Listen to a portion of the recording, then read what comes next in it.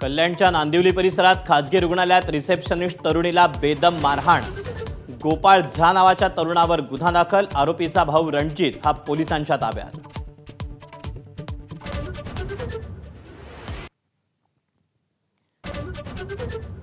दोन 2006 साली मुंबई साखळी बॉम्बस्फोटाबाबत हायकोर्टाच्या निकालाला सरकारचं सर्वोच्च न्यायालयात आव्हान। तातडीनं सुनावणीची मागणी। 24 जुलैला होणार सुनावणी।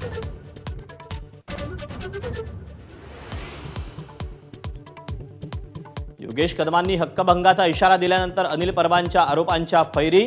सावली बार पाठोपाठ सावित्री नदीतील गाळ उपशावरूनही गंभीर आरोप।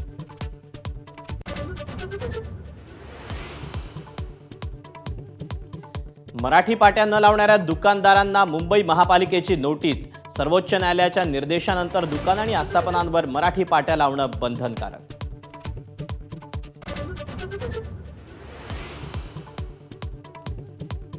भाषिक वाद सुरू राहिला तर महाराष्ट्रात गुंतवणूक कोण करणार? राज्यपाल राधाकृष्णन यांचा सवाल।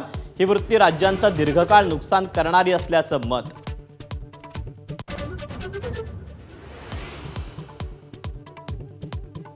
अंबरनाथमध्ये हेडफोन घालून रूळ ओलांडताना महिलेचा मृत्यू, तर महिलेला वाचवायला गेलेल्या तरुणानंही जीव गमावला।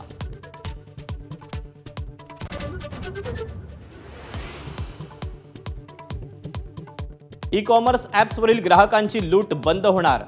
डार्क पॅटर्नमध्ये मोडणारे सर्व प्रकार बंद करावे लागणार। किती प्रकारची शुल्क लावणार हे आधीच सांगावं लागणार।